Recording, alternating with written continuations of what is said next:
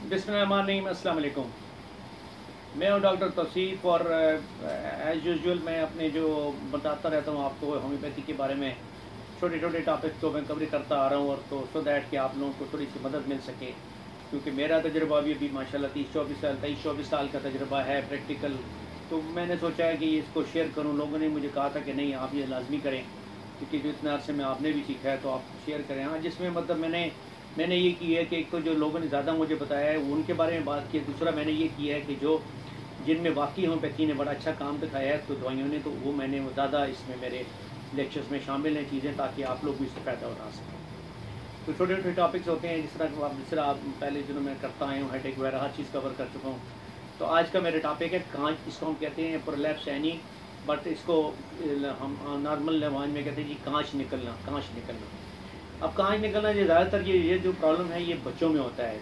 होता ये है कि जब वो बैठते हैं खाने के लिए, तो बूढ़ों में और जवानों में भी हो जाता है बाज़ औक़ात ये वाला प्रॉब्लम। लेकिन ये होता ये है कि जब बच्चे या बूढ़े बैठते हैं वो कम होता है, बूढ़ों बुजुर्गों जवानों में और बूढ़ों में बहुत कम होता है। लेकिन ये बच्चों में नॉर्मल होता है। जो बैठते हैं पखाने के लिए तो मक्खन जो होता है उनका जो वो है वो बाहर आ जाता है उनका पखाना करते वक्त। तो फिर उसको बाद में ज़ोर लगा के अंदर वापस दबाना पड़ता है, वापस अंदर धकेल देते हैं उसको। ये तो शुरू वाली प्रॉब्लम होती हैं इसकी, पखाने के वक्त आपका ये प्रॉब्लम शुरू हो जाती है।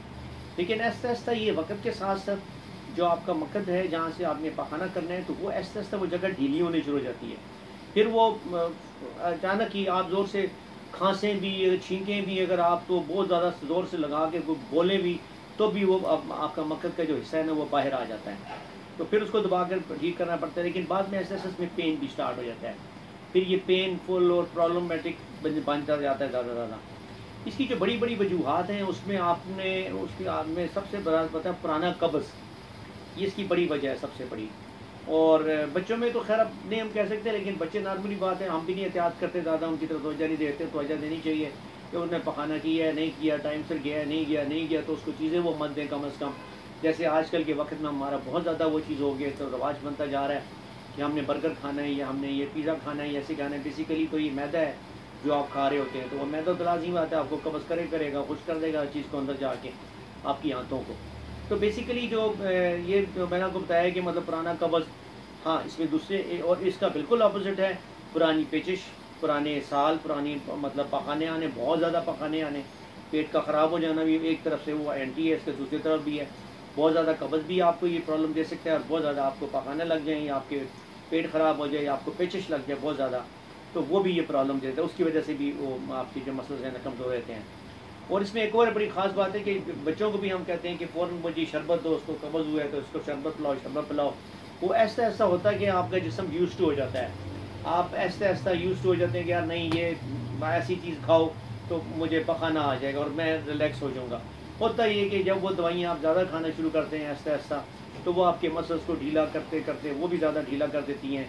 तो आप तो अपनी तरफ से वो कर रहे होते हैं कि नहीं ठीक हूँ, बच्चा भी हमारा अच्छा बड़ा अच्छा फिट हो गया, जा रहा है, पखाना भी कर लेता है ये वो। लेकिन वो ऐसा वो प्रोलैप्स एनी की तरफ, या मतलब ये जिसको हम कहते हैं कांच निकलने की तरफ जा रहा होता है, उससे उसके मकद की जो मसल्स हैं वो ढीले होने शुरू रहते हैं और फिर ऐसा बाहर आने शुरू रहते हैं।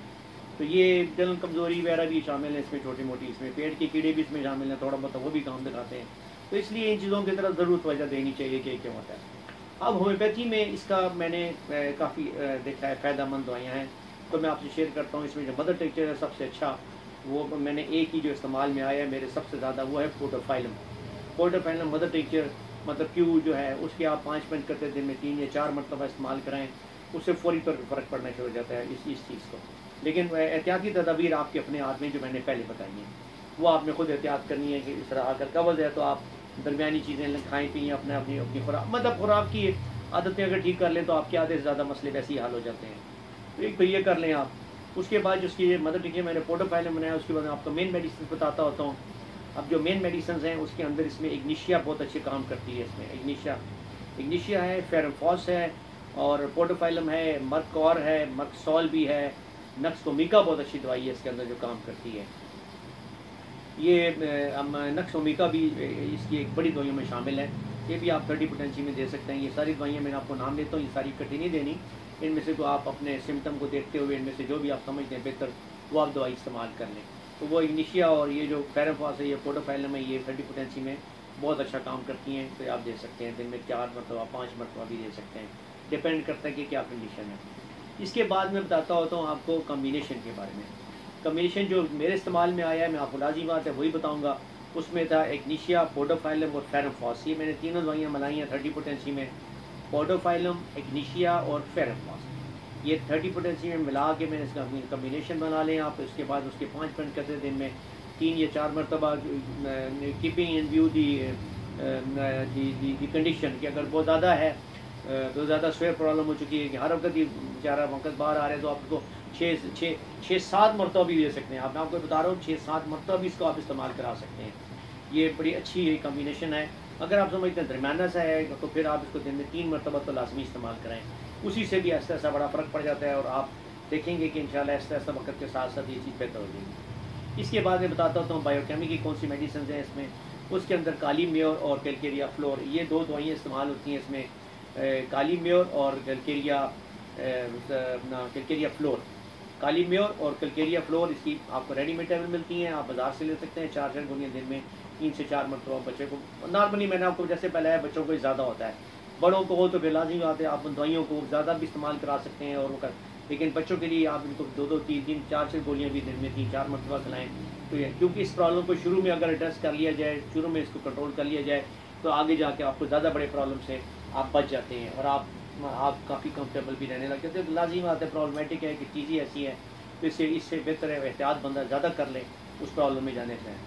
इसकी डाइट में कोई ख़ास वो नहीं है, क्योंकि जैसे डाइट के बारे में बताता हूँ तो लेक्चर के आखिर में, तो इसमें कोई ख़ास नहीं है। बस वही है, अगर वो आप कब्ज़ वाली साइड पर हैं तो आप वो दवाइयाँ इस्तेमाल करें, सॉरी वो खुराक इस्तेमाल करें जो कि आपके कब्ज़ को थोड़ा सा ठीक रखे, कब्ज़ को दूर रखे। अगर आपको पहाने बहुत ज़्यादा लगते हैं, पेचिश बहुत लगती है, तो आप उसका इलाज करवाएं। वो खुराक ऐसी इस्तेमाल करें कि आपको वो पेचिश वाले उसमें से निकाल के वापस लेके आए। तो बंदे दरमियान में आपको रखना चाहिए अपने आप को, तो दैट फिर आपको इस किस्म की प्रॉब्लम आपके सामने नहीं आती।